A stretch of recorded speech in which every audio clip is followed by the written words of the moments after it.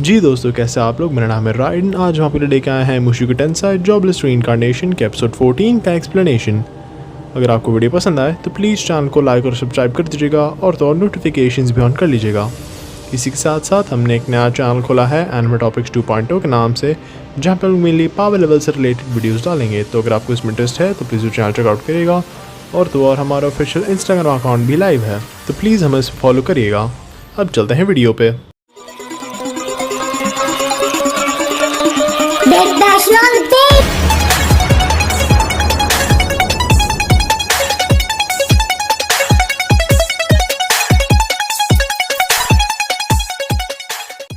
जी दोस्तों, तो ये एपिसोड स्टार्ट होता है रूडीज के साथ एक जेल में। इंट्रो के बाद रूडीज हमें बताता है कि इसका डेली रूटीन है कि 20 मिनट के लिए खाना लाते हैं, इस पे गाली बकते हैं और इस पे खाना फेंकते हैं, फिर चले जाते हैं। और हमें ये भी पता चलता है कि रूडीज को किडनैप हुए 3 दिन हो चुके हैं।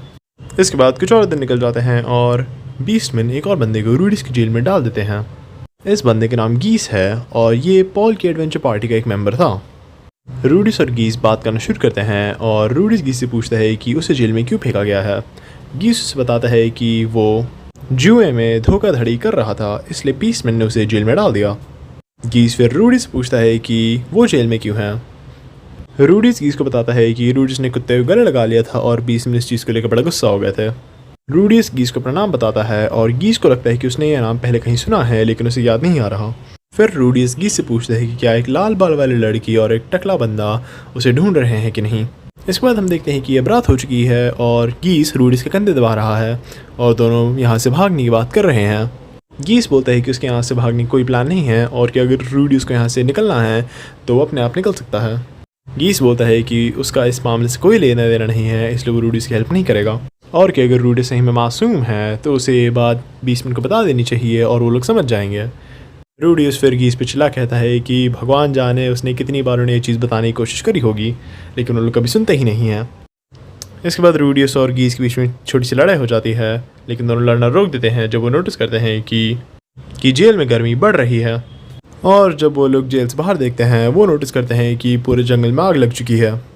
इसके बाद उनके बिस्तर पे एक चिंगारी गिर जाती है और जेल के अंदर आग फैलने लगती है।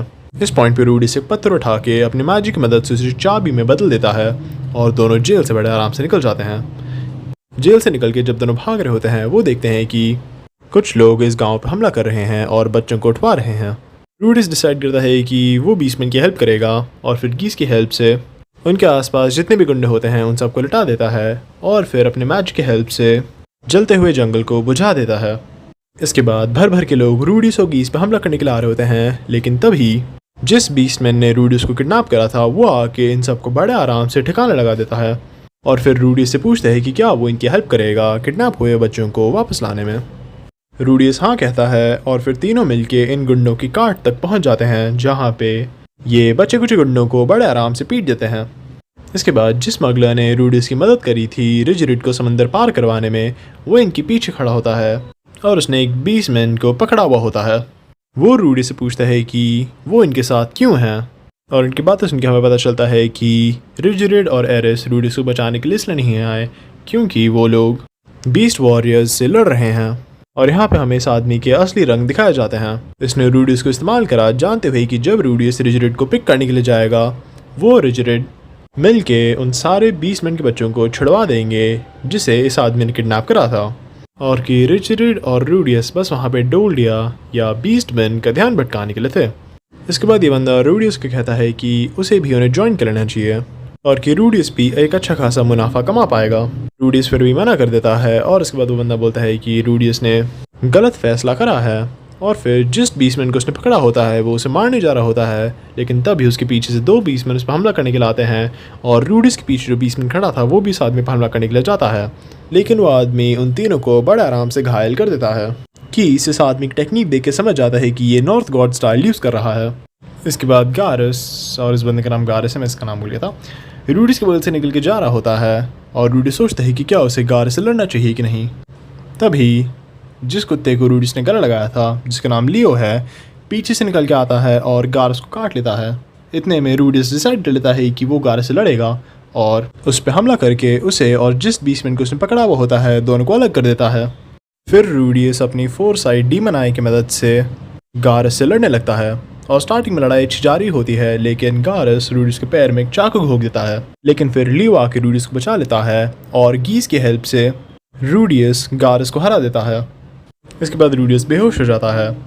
जब वो उठता है वो देखता है कि एरिस और रिजिड उसके बगल में खड़े हैं और बीस्टमैन रूडियस से माफ़ी मांगते हैं, बोलते हुए कि उन्हें पता नहीं था कि वो रूडियस ही था जिसने उनके बच्चों को बचाया था। इसके बाद हमें बताया जाता है कि जिस एक हफ्ते के लिए रूडियस जेल में था उसमें हुआ क्या क्या, जहाँ पे हमें पता चलता है कि रिजिड जब बीस्टमैन के वॉरियर ग्रुप से मिला तब उन्हें लगा कि रिजिड भी स्मगलर्स का पार्ट है।